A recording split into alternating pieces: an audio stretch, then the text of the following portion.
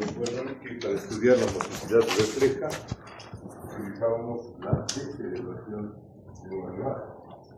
Usábamos todo lo que era el céfalo y dejábamos solamente la mesa. ¿Podemos hacer lo mismo para estudiar las automáticas?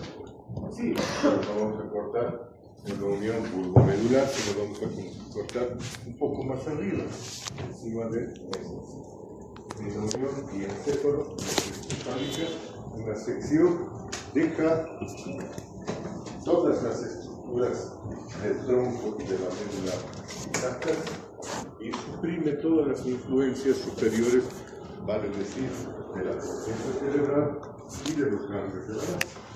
Entonces ahí tendríamos un buen modelo para estudiar la motricidad automática.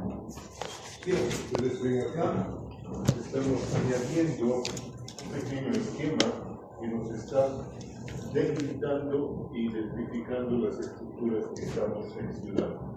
Fíjense ustedes con esta flecha, estamos separando todo lo que es superior de lo que es inferior al tronco cerebral.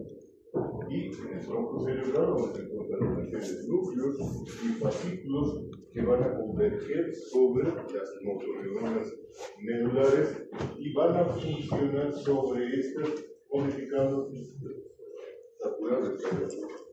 modificando a su vez el funcionamiento de las motoneuronas. ¿Okay? Bien. Cuando hacemos eso, ¿qué es lo que ocurre en el humano? En el humano se da esa situación, sí, pero afortunadamente no provocada por el médico. Es que vamos a ir a cortarle el mesencéfalo a alguien, sino lo que ocurre es que espontáneamente, por acciones traumáticas, por lesiones vasculares, se puede producir dicha sección. Y en ese caso, el sujeto adopta una postura muy particular. Queda obviamente inmóvil, no puede moverse, queda postrado en la cama y adopta una postura que se llama la rigidez de descerebración. Ustedes van a ver a ese sujeto que está completamente contracturado, espástico, con las extremidades superiores flexionadas, para ver entonces flexión de las extremidades superiores y las extremidades inferiores extendidas. Y en esa postura se mantiene rígidamente. Eso se llama una rigidez de descerebración. Entonces es un estado permanente y vamos a ver indirectamente cómo es que se llega a esa condición. Pero volviendo a nuestros modelos animales, ¿qué es lo que vamos a estudiar dentro de la motricidad automática? Pues estamos adelantando, aquí está entonces el esquema de lo que se está seccionando en un animal para ver todo lo que es automático. Estamos cortando la unión entre el encéfalo y el desencéfalo y dejando el tronco cerebral intacto y la médula cerebral y la médula espinal intacta. ¿Bien? Muy bien. Lo primero que se va a estudiar es el tono muscular. Cosa rara, vamos a estudiar un estado muscular sin movimiento para empezar a hablar de un movimiento automático. Cosa rara. ¿Por qué? Porque este tono muscular es dependiente de las estructuras del tronco cerebral, pero afecta a todas las modalidades sensoriales, motoras, ya sean reflejas, ya sean automáticas, ya sean voluntarias. Entonces, el tono es una condición que debemos estudiar antes de hablar de cualquier tipo de movimiento. Muy bien. ¿Qué es el tono muscular? ¿Cómo lo definiríamos? Es un estado de semicontracción permanente de todos los músculos estriados. Cuando nosotros nos vamos a la carnicería y vemos un buen pedazo de filete, es frecuente que alguien vaya y pegue un pellizcón a ese pedazo de carne para ver si está suave o no. ¿Y qué es lo que ocurre cuando alguien pellizca un pedazo de carne en el mostrador del carnicero? Pues resulta que le imprime una forma, se quedan ahí las huellas del pellizcón, y cuando alejamos la mano vamos a ver cómo se quedan impresos casi permanentemente esos hoyitos que hemos causado. ¿Ese músculo tiene o no tiene tono? Obviamente no tiene tono porque está desnervado. Pero si hacemos lo mismo con un músculo que esté con tono muscular, vamos a ver que ni bien hemos hecho el pellizco, al soltarlo vuelve a su forma. Ustedes lo pueden evaluar en ustedes mismos. Agarren un músculo, cualquiera, su bíceps, relájenlo todo lo que puedan, péguenle un pellizco y van a ver que inmediatamente que dejamos de pellizcarlo, vuelve a su postura. Y eso es gracias al tono muscular. Entonces, la definición es certera. Es un estado de semicontracción permanente de los músculos que se mantiene indefinidamente en el pie. Mientras el músculo está vivo y inervado. Si cortamos el nervio motor, ese músculo pierde su tono muscular. Independientemente de la categoría de movimiento que se trate, el tono muscular se pierde y por lo tanto todos los movimientos de ese músculo se hacen imposibles. No puede más contraerse. ¿Bueno? Esto es importante en medicina y sobre todo en rehabilitación. ¿Por qué? Porque si el nervio está cortado y el músculo está denervado, olvídense de tratar de hacer fisioterapia o recuperar la función de ese músculo. Se necesita primero conectar las fibras nerviosas para que ese músculo pueda responder a cualquier tipo de rehabilitación. ¿Ok? Muy bien. Y si no se hace eso, ¿qué va a pasar con el músculo? ¿Se va a quedar ahí indefinidamente sin trabajar? No. El músculo va a degenerar y se va a atrofiar. Lo que va a ocurrir, y en algunos casos muy rápidamente, es que esa masa muscular se va reduciendo y al cabo de un tiempo, unas semanas o meses, queda reducido a un conjunto de fibras de tejido conectivo. La masa muscular ha desaparecido. Entonces, wow, es una cosa grave, cortar un nervio y perder el tono muscular. Bien, ¿a qué se debe que nosotros tengamos un tono muscular?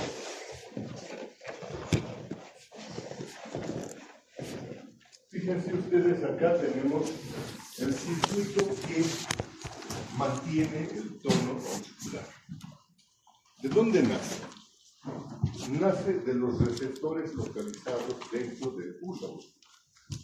Ustedes van a ver el pulso muscular ahí representado por esa pequeña estructura, casi no la pueden ver, y van a ver que en el uso muscular existen dos categorías de fibras musculares embrionarias, unas que son las fibras en saco nuclear, las más voluminosas, en la cual todos los núcleos de la fibra muscular están agrupados en el centro de la fibra y forman una especie de saco.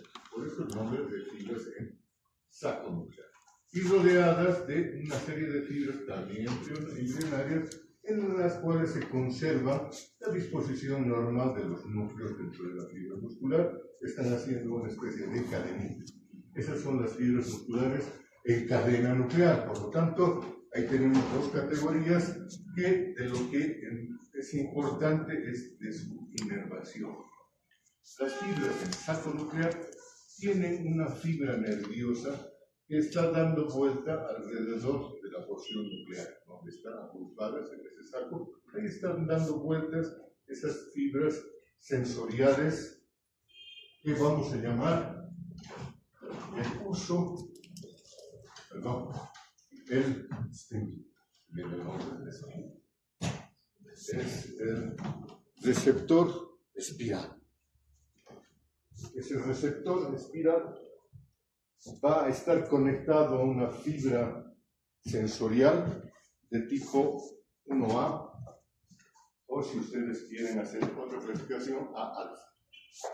¿Qué es una fibra A-alfa? Es una fibra mielinizada, gruesa, de conducción rápida. Y eso es lo característico de esa fibra, que es de conducción rápida. Mientras que las fibras en cadena nuclear están conectadas a receptores que se disponen a ambos lados de esta fibra muscular en cadena nuclear y tienen una serie de esas fibras sensoriales que están inervando a ambos lados tienen una serie de prolongaciones que forman una especie de ramillete. Entonces, ese se llama el receptor en ramillete. Bueno, genial. También conectado a una fibra nerviosa, pero de otro tipo. Esta es una fibra nerviosa de tipo 2. ¿Qué significa esto? También llamadas las fibras A gamma, fibras nerviosas más delgadas que las anteriores y con conducción nerviosa más lenta. ¿Ok? No vamos a dar velocidades en este momento, eso se supone más revisado ya en la parte sensorial, pero las primeras son rápidas, estas otras son lentas. Y este es un receptor de estiramiento. Cada vez que se estira esta fibra muscular embrionaria, activa, aumenta el patrón de descarga de su receptor, tanto del receptor ánulo-espiral como del receptor en ramillete. Entonces estiramos y el patrón de descarga espontáneo de estas fibras aumenta. ¿Listo? Por el contrario, si soltamos, dejamos de ejercer tensión sobre estas fibras musculares embrionarias, el patrón de descarga disminuye. Entonces es un sensor de estiramiento. Cada vez que se estira, aumenta el patrón de descarga y cada vez que se relaja, disminuye el patrón de descarga. Pero hay un patrón de descarga espontáneo en estas fibras nerviosas. Todo el tiempo están descargando. Bien, esas fibras nerviosas, ¿a dónde van? Van a ir obviamente hacia la médula espinal y van a terminar sobre motoneuronas del asta anterior, como si fuera un circuito reflejo común y corriente. Van a terminar sobre las motoneuronas. ¿Cuáles motoneuronas? Las fibras 1A, las gruesas, sobre motoneuronas alfa, las fibras 2 o A gamma sobre motoneuronas gamma. Y cada una de ellas entonces va a cerrar un circuito de retorno de las motoneuronas alfa. Van a partir fibras que van a terminar ¿dónde? En las fibras musculares, en este caso extrafusales, que significa que no son el uso muscular, están rodeando, son la carne misma del músculo. Fibras musculares extrafusales, mientras que las que terminan sobre las motoneuronas gamma van a terminar sobre las fibras musculares intrafusales, ya sea las de saco nuclear, ya sea las de cadena nuclear.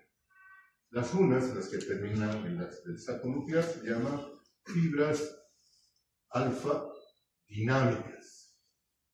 Las que terminan sobre las porciones delgadas, o sea, las fibras en cadena nuclear, se las llama fibras musculares estáticas. ¿Okay? Estáticas y dinámicas en el uso muscular. ¿Cómo funciona esto? ¿Cómo trabaja esto? Ustedes se pueden dar cuenta fácilmente que ese patrón de descarga automático que está generado en los receptores va a ir y va a activar tanto las fibras musculares alfa como las propias fibras musculares intrafusales, ya sea en cadena nuclear, ya sea en salto nuclear. Y entonces, cada vez que la descarga se produce, va a haber una descarga de las motoneuronas sobre las fibras musculares extrafusales que va a mantener un estado de semicontracción. Y eso mismo va a ocurrir con las fibras musculares intrafusales, que van a generar un estado de semitensión. ¿De acuerdo? ¿Qué ocurrirá si nosotros estiramos este músculo con el receptor? El receptor ánulo-espiral va a detectar que se está estirando el músculo y va a aumentar su patrón de descarga. ¿Qué va a pasar con las fibras musculares extrafusales?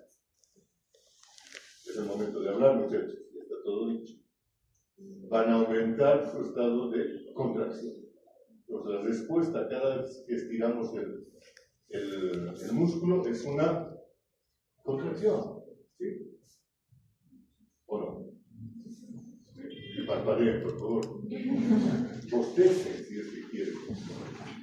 de enseñanzas que están aquí presentes, en cuerpo y alma, en espíritu. Bueno, volviendo al tema. Cada vez que estiramos el músculo, las fibras musculares extrafusales se contraen. ¿Qué es lo que hemos dicho en los reflejos de estiramiento? Era exactamente eso. Se estaba contrayendo cada vez que lo estirábamos, ¿cierto? ¿Qué pasará con las fibras musculares intrafusales cuando estiramos a ese músculo? ¿Qué va a pasar con esas fibras musculares? ¿Se te ocurre algo? Nada, no se te ocurre nada a ti, yo sé que puedes ocurrir. ¿Nos ayudas? Como ustedes recordarán, lo acabamos de decir, hay un patrón de descarga espontáneo. El patrón de descarga espontáneo va a terminar activando a las porciones laterales de las fibras musculares intrafusales. Y si lo estiramos, también vamos a activar a esas fibras musculares intrafusales. ¿Qué es lo que van a hacer? Como son fibras musculares, también se van a contraer. Y entonces, cada vez que estiremos un músculo, vamos a activar no solamente el receptor anuloespiral, sino también el receptor en ramillete, lo que va a provocar, por un lado, la contracción de las fibras extrafusales, pero también la contracción de las fibras musculares intrafusales. ¿Ok? Eso va a generar una respuesta de contracción que va a reducir el tamaño y al mismo tiempo va a reducir la acción de la estimulación del receptor, de ambos receptores.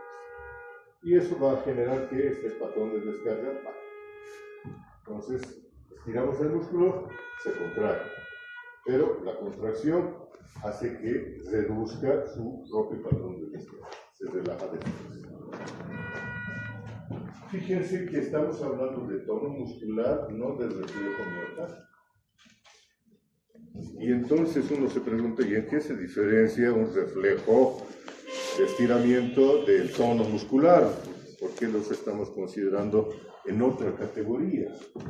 Porque habíamos visto que el reflejo de estiramiento miotático es un reflejo fijo, invariable, no se puede modificar, ¿no es cierto? Y es estereotipado. Mientras que la motricidad automática era variable, era adaptable. Y resulta que esta reacción refleja es modificada por fibras descendentes de la formación reticular, que le dan todo el carácter variable. Aquí tenemos el esquema de lo que acabamos de describir, con los usos anuloespirales y los usos en ramillete. Estas en las fibras de capa nuclear y estas otras son las fibras en cadena nuclear. Bueno, ya las hemos descrito. Aquí está la respuesta. No se nos pasa toda la clase sin hablar, sin mostrar ni una imagen. La respuesta al estiramiento y lo que nos interesa, el control.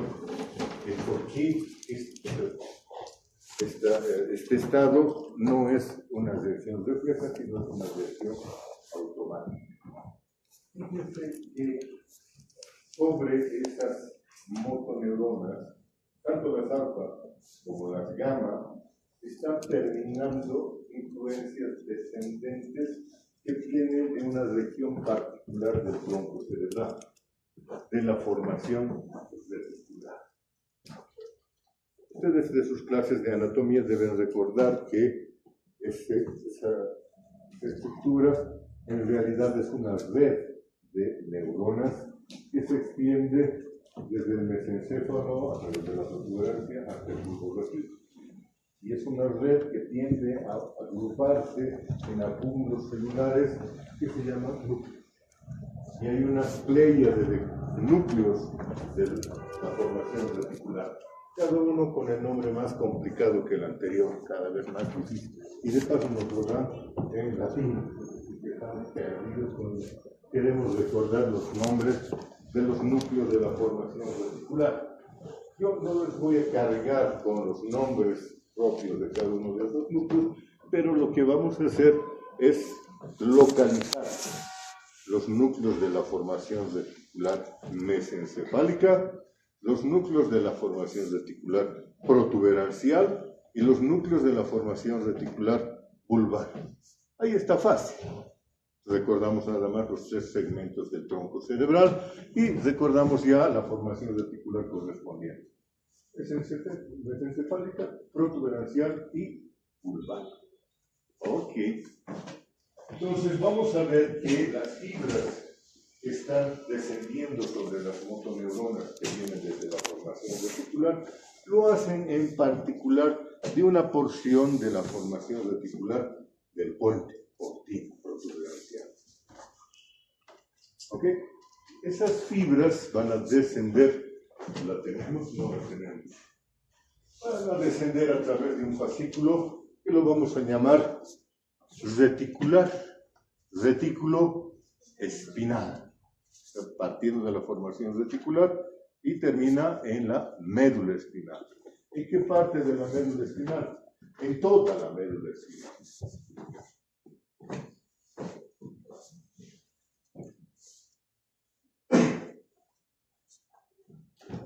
No es el único origen de esas fibras reticulares descendentes. En el bulbo, en el propio bulbo, vamos a encontrar también neuronas de la formación reticular que envían fibras descendentes que van a terminar sobre las propias motoneuronas de toda la médula espinal y forman una vía retículo espinal. Entonces ahí tenemos un problema. Tenemos una vía retículo espinal del puente y tenemos otra vía retículo espinal del bulbo. ¿Cómo las diferenciamos? Pues por su localización. Vamos a ver que las fibras retículo-espinales que vienen del puente son mediales. Formación reticular medial. Anterior además. Las que vienen del bulbo son laterales o dorsales. Entonces estas van a formar 2 diferentes fascículos. El fascículo reticuloespinal medial o anteromedial y el fascículo reticuloespinal torso-lateral. El primero, el anteromedial de la protuberancia, y el segundo, el vulvar del bulbo, por supuesto. Y van a converger sobre esas motoneuronas. ¿Y qué es lo que van a hacer?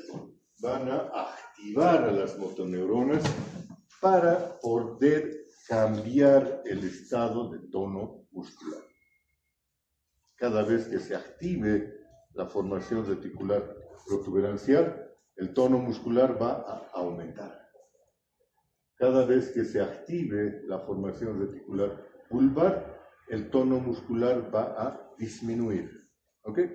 Entonces, esa es la característica que separa el tono muscular de lo que es la motricidad refleja. Porque estando bajo la influencia de estas 2 categorías, de estos 2 tipos de formación reticular, podemos o se puede cambiar el tono muscular. Y en nosotros los que están aquí, me pueden decir si se cambia el tono muscular en las actividades de la vida diaria, ¿cambiará nuestro tono? Sí, por supuesto. Cuando nosotros nos dormimos, nuestro tono muscular se reduce. Cuando nosotros estamos alertas, al despertar, nuestro tono muscular aumenta. ¿Qué pasará si estamos nerviosos, ansiosos? ¿Qué pasa con el tono muscular? También aumenta.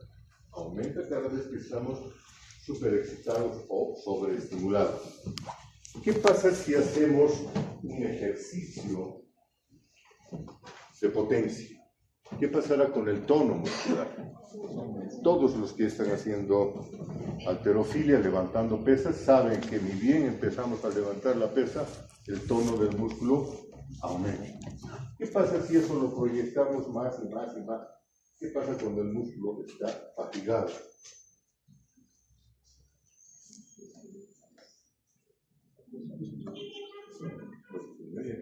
El tono muscular cuando el músculo está fatigado aumenta y viene un estado de contractura. ¿Cierto? Los que hacen halterofilia lo saben que hay un límite de carga que pueden alzar o un límite de repeticiones que pueden hacer sin causarse contractura dolorosa además. Ese es el tono que ha aumentado demasiado. ¿Ok? Entonces, esas influencias y otras influencias van a modificar el tono muscular. Por eso es que no lo consideramos un reflejo, sino lo metemos en de otra categoría, que es la motilidad automática. ¿Podemos cambiar nosotros nuestro tono voluntariamente? Esa es la pregunta clave de este libro. ¿Se puede cambiar el tono muscular voluntariamente? ¿Qué dicen ustedes? Sí se puede, sí se puede, pero no directamente, no es que yo quiera aumentar mi tono muscular, aumenta, nada. Tenemos que hacer algo para aumentar el tono muscular y mandar un impulso motor sobre esas neuronas de la formación reticular. Y a través de ellas sí vamos a poder influir sobre el tono muscular. Vamos a activar nuestra formación reticular y vamos a decir, wow, qué miedo, cuidado, tengo que correr. Y se va a aumentar el tono muscular. Y por el contrario, cuando estamos completamente flácidos, sin ganas de hacer nada, nuestra voluntad de mantener nuestro tono muscular disminuye y nuestros músculos se relajan. Eso es lo que ocurre con los compañeros que vienen aquí y como en mi casa están durmiendo, ahí está. Está terminando de hacer su sueñito matutino. Todo está ahí en su cabeza. Se le cae. Los ojos se le caen. La mandíbula se le cae. La lengua va bien.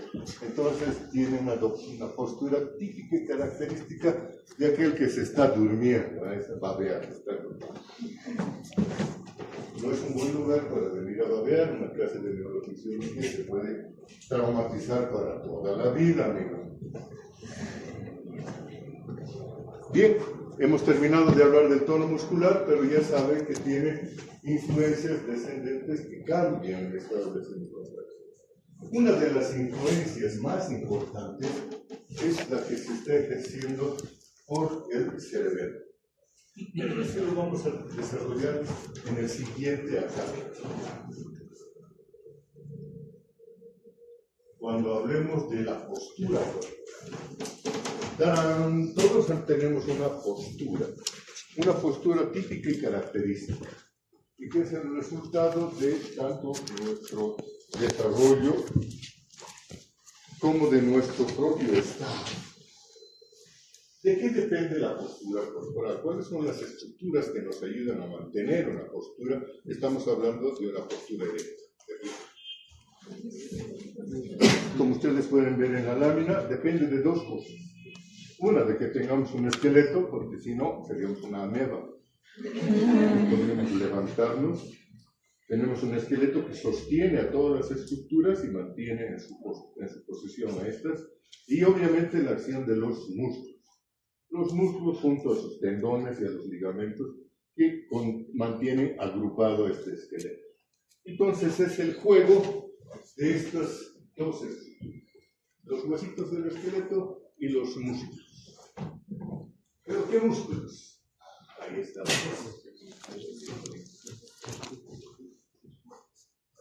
Aquí tenemos una vista anterior y posterior de los músculos estriados en nuestro cuerpo, y de ellos vamos a destacar los que se oponen a la acción de la gravedad, llamados músculos antigravitatorios o antigravitacionales también los llaman. Vamos a tratar de llamarlos antigravitatorios. ¿Cuáles son esos músculos antigravitatorios? Son los que se oponen a la acción de la gravedad, por supuesto. Ahora bien, ¿cuál es la acción de la gravedad sobre nuestro esqueleto? Aquí está la acción de la gravedad sobre nuestro esqueleto. Tiende a desmoronar el esqueleto y hacer que caigamos al piso. Veamos, la cabeza. ¿En qué se apoya? En los cóndilos. Los cóndilos están en el eje de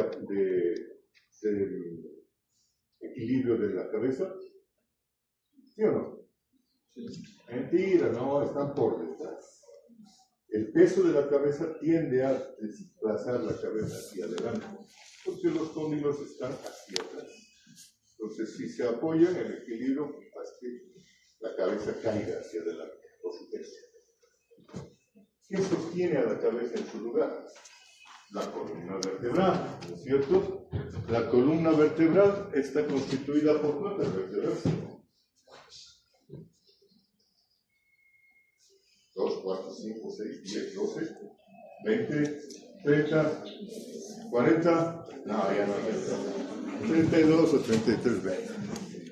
Si pusieran ustedes una sobre otra 33 cubitos de madera, van a ver que no se puede llegar a eso tan fácilmente. Ni aún agrupándolos, poniéndolos uno sobre otro, sin casi desplazar nada, es difícil mantener una columna de 32 cubitos en su lugar. Y al menor movimiento se va a caer. Pero ahora imagínense que esa columna de cubitos no va a estar en línea recta, sino va a estar formando curvaturas. ¿Se podría mantener eso en su posición? Difícil, se va a caer sí o sí, por las curvaturas que tiene nuestra columna vertebral. Hay la cervical, la dorsal, la lumbar, la sacrocoxia. Además, unida a esa estructura de las vértebras está todo el peso de la patilla torácica, las costillas y las vísceras torácicas. Entonces, dejada a su suerte, ¿qué pasará con la columna vertebral bajo la acción de la gravedad? Se va a desplazar hacia adelante, sí o sí se va a desplazar. Forzosamente, porque el peso del tórax empuja hacia adelante esa columna que desde ya por sí es intestada. ¿Dónde se apoya la columna vertebral? Sobre las piernas se apoya a través de los acetábulos en las cabezas femorales. Imagínense ustedes que tengan un plano, puede ser por ejemplo un skate, en el cual hay dos puntos de apoyo y esos tratan de mantenerlo en equilibrio sobre dos esferas. ¿Se podrá mantener en equilibrio eso? Es casi imposible que se mantenga en equilibrio.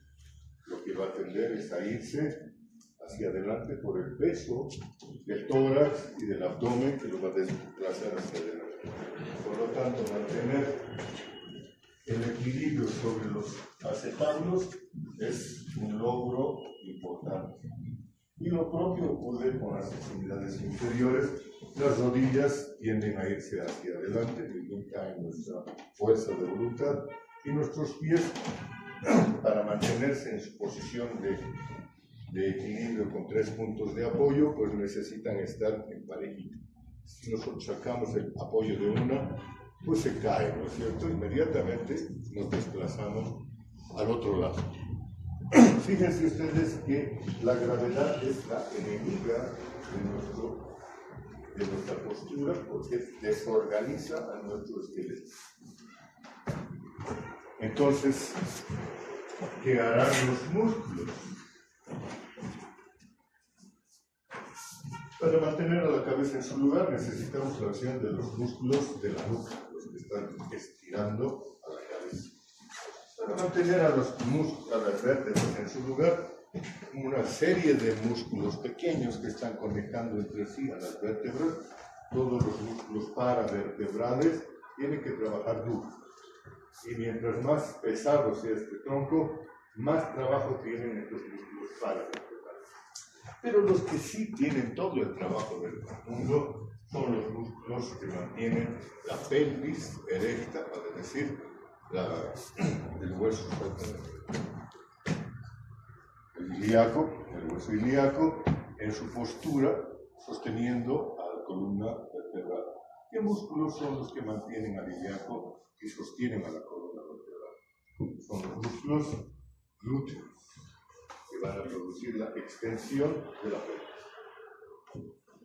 Por eso es que estos músculos son de los más voluminosos que tenemos, necesitan hacer mucho trabajo. ¿Recuerdas tú cuántos músculos glúteos tenemos por lado? 3, ¿cómo se llaman? Mayor, mediano y menor. De los 3, ¿cuáles trabajan para mantener el la postura erecta, los tres, pero principalmente el mayor, que es el que tiene la mayor masa muscular.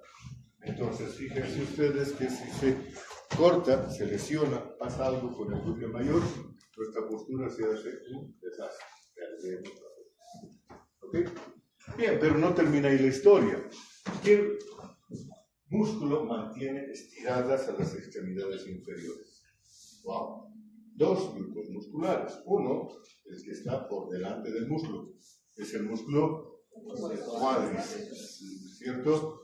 Y más abajo, en la pierna, el tríceps sural.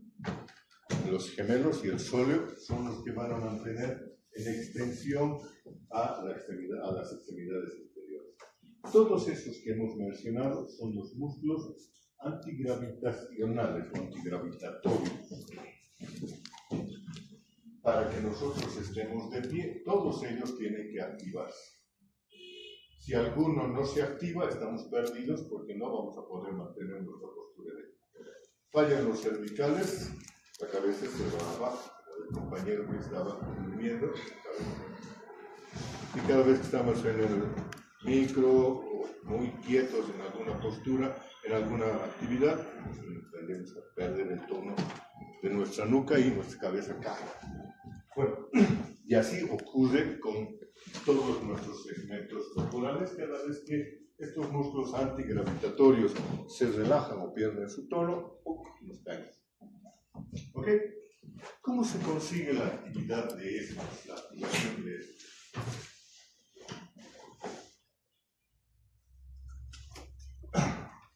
Una vez más vamos a ver a la formación reticular del tronco cerebral. Y aquí vamos a ver las influencias descendentes de esta formación reticular sobre estos músculos, en particular los músculos antigravitatorios. Ya no sobre todos los músculos de nuestro cuerpo, sino casi exclusivamente sobre los músculos antigravitatorios. Los que hemos mencionado están inervados por un par de fascículos propios de la formación reticular que se separan de los que mantienen el tono muscular global. ¿Cuáles son estos grupos neuronales?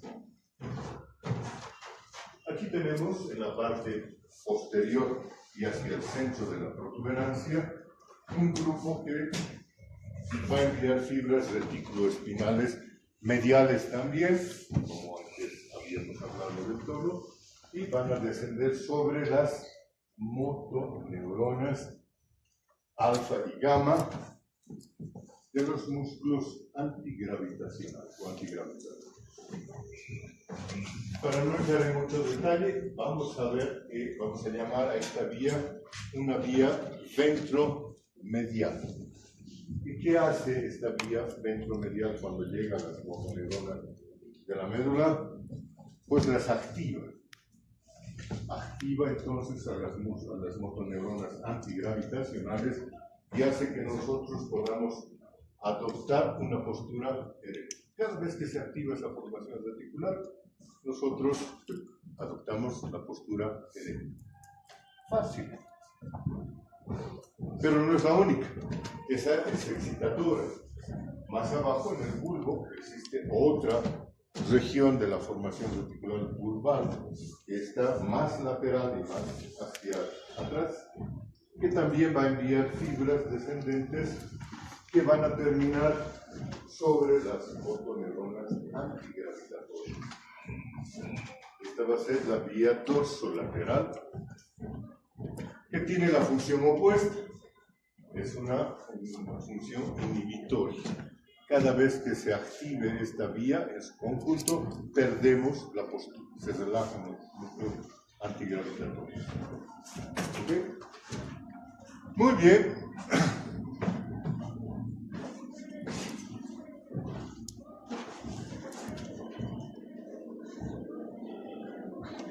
Fíjense un par de detalles anatómicos funcionales. Tienen importancia, sobre todo para la organización de lesiones. La vía ventromedial está descendiendo hacia la médula por el fascículo medular anterior.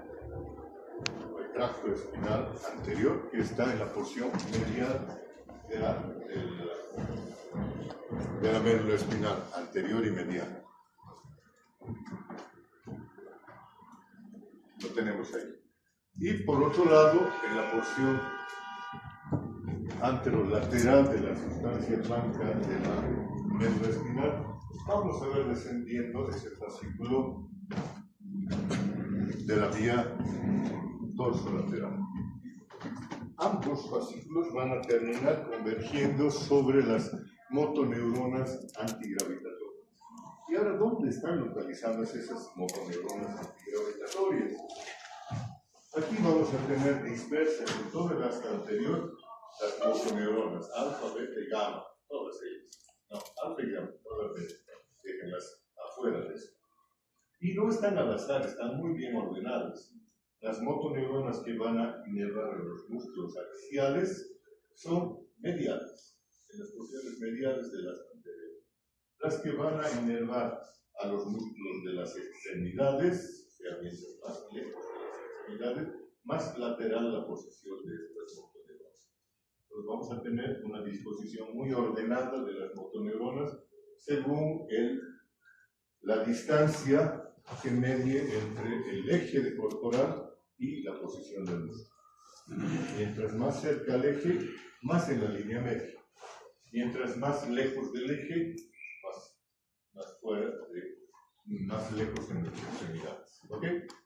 No solamente eso, sino también estas motoneuronas se van a diferenciar de acuerdo a que generen movimientos de flexión, las que están por detrás, o generen movimientos de extensión. Extensión ya puede ser de las extremidades o del tronco.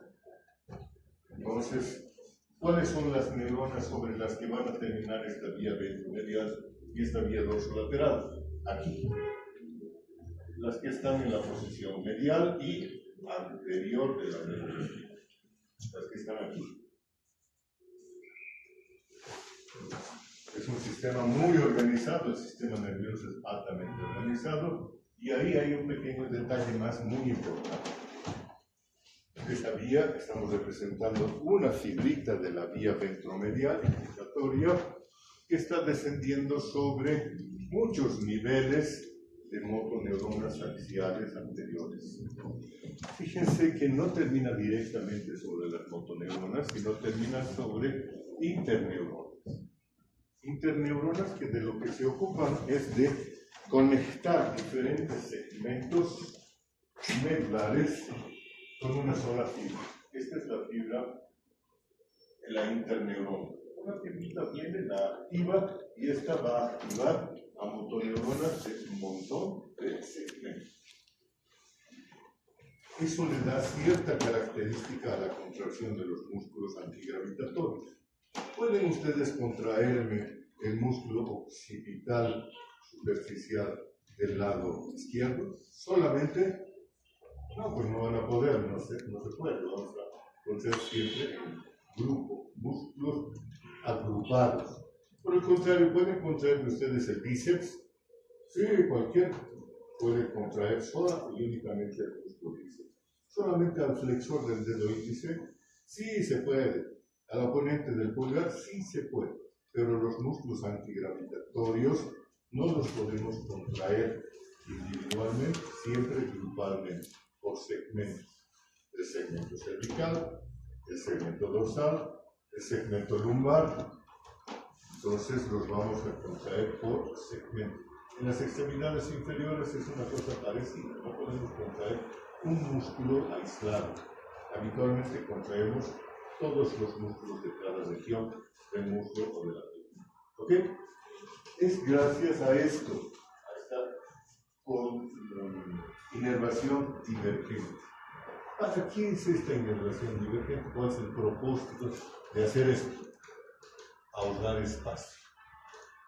Si nosotros tuviéramos que inervar una por una las motoneuronas antigravitatorias, el fascículo que tendría que existir tendría que ser un fascículo grueso, porque son muchas motoneuronas antigravitatorias. Pero con una interneurona se puede hacer unas pocas para cada segmento. Entonces, unas pocas para el segmento cervical, unas pocas para el dorsal, unas pocas para el lumbar, y así sucesivamente. Y hacemos un fascículo descendente delgadito, con pocas fibras descendentes, como nacen de las motoneuronas de la formación reticular. ¿Ok? ¿Y eso qué significa? Que ahorramos espacio, que evitamos que la médula espinal tenga el diámetro de un tronco de árbol, porque tienen un montón de fibras. No, tenemos una médula espinal que tiene el grosor de mi dedo meñique, centímetros. ¿Ok? Entonces, nuestra biología es muy ahorrativa. Menor volumen, menor espacio, menor gasto energético. Estamos a punto de terminar la historia. Debería yo decirles muchas gracias, pero voy a adelantarme un poquito y terminar de una buena vez esta historia. Tenemos otras dos actividades automáticas, que son la marcha y el equilibrio. La marcha la vamos a reducir a una frase. La marcha que nosotros desarrollamos es un atavismo de la marcha que tienen los animales cuadrúpedos. Todos los animales cuadrúpedos mueven sus cuatro extremidades alternativamente. Cuando quieren mover la patita posterior del lado derecho, lo hacen, pero adelantan al mismo tiempo la patita anterior del lado izquierdo. Y cuando quieren hacer lo contrario, pues cambian el patrón de movimiento. ¿Cierto? Y eso es lo que ustedes pueden ver en todos los vertebrados cuadrúpedos. Todos se mueven igualito. Fíjense en un tigre, fíjense en su perro, fíjense en un gato. Van a ver que hasta un ratón hace exactamente lo mismo. Y nosotros también, aun cuando nos sintamos muy especiales, hacemos lo mismo. Pero no hacemos reacciones de apoyo en las extremidades anteriores, sino hacemos movimientos de vaivén. Cuando caminamos, ese movimiento, fíjense en mi movimiento elegante, por favor. Simpático, elegante, atractivo, ¿verdad? Pero estoy haciendo el mismo movimiento de vaivén. ¿De acuerdo? ¿Por qué todos los animales tienen ese mismo movimiento? Porque hay un solo núcleo localizado en el mesencéfalo que se encarga del engrama, de la descarga alternante de los músculos flexores de las extremidades anteriores y posteriores y extensores de las extremidades anteriores y posteriores. En este caso, hablando de humanos, serían extremidades superiores y extremidades inferiores. ¿Okay? Cada vez que se activa ese núcleo de la formación reticular mesencefálica, se activa todo el engrama. Entonces empezamos a mover nuestras extremidades con, ya he perdido la gracia, entonces empezamos a mover haciendo movimientos alternantes de las cuatro extremidades. ¿Ok? Fíjense, facilito. Lo hemos dicho en facilito, lo que es la marcha. Si se destruye el centro de la marcha, estamos ya, no va a haber más nada. No va a haber más marcha coordinada. Podremos mover las extremidades, pero vamos a tener que hacerlo de una manera voluntaria. A ver cómo era la historia, sí, y cómo era el otro, sí, tomando atención. Ya no es un movimiento automático, es un movimiento voluntario. Y finalmente el equilibrio, también lo vamos a decir en facilito.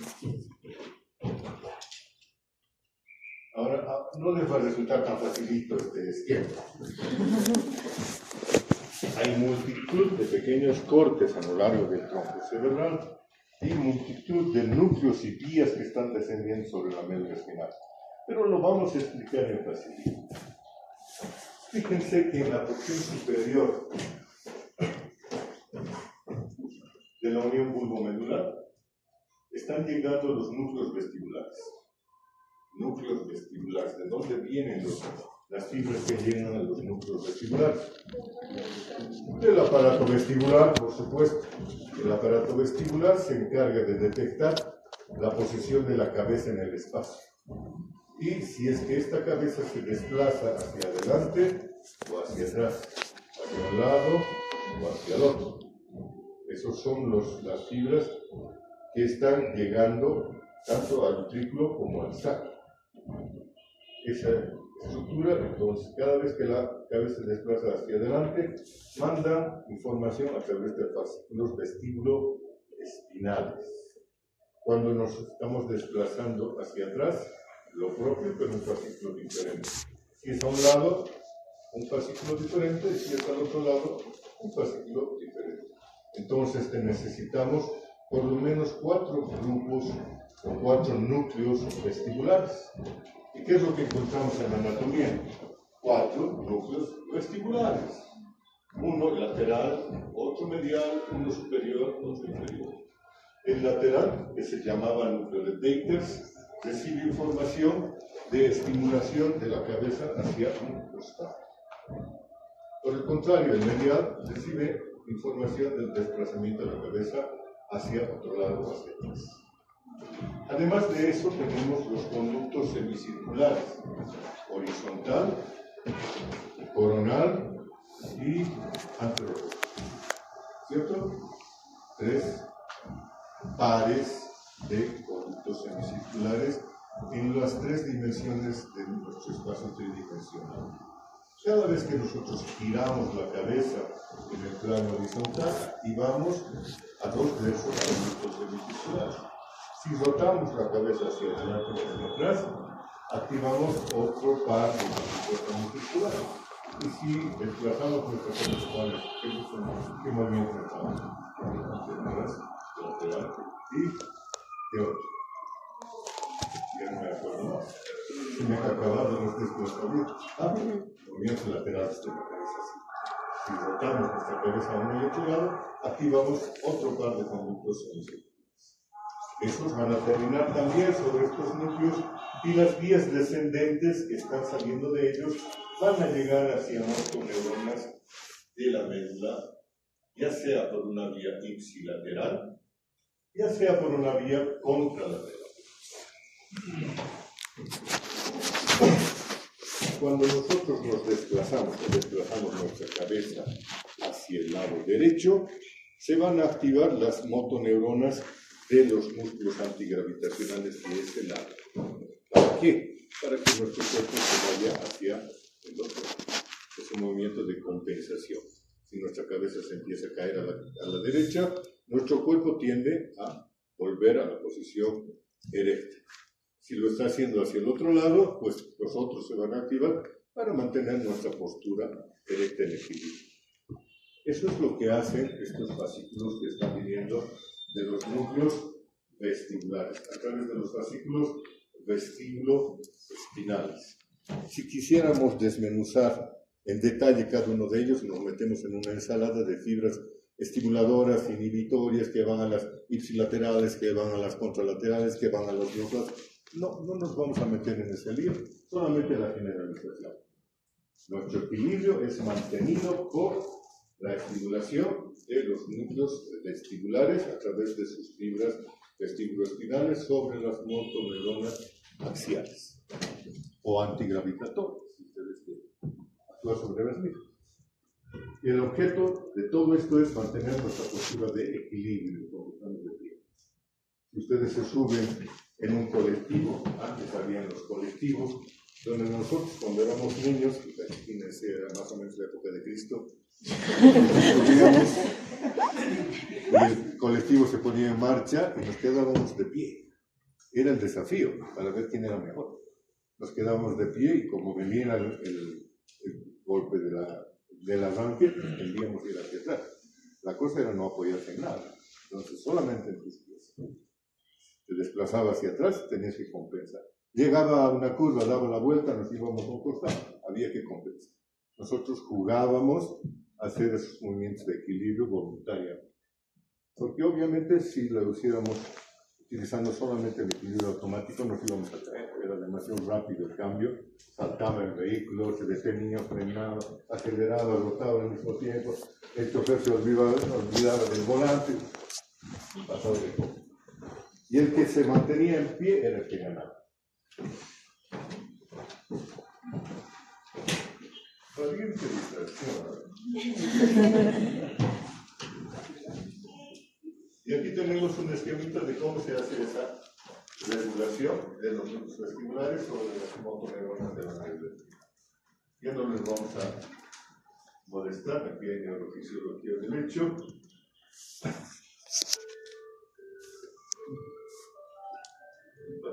Lo vamos a dejar, ¿ok? Bueno, muchas gracias.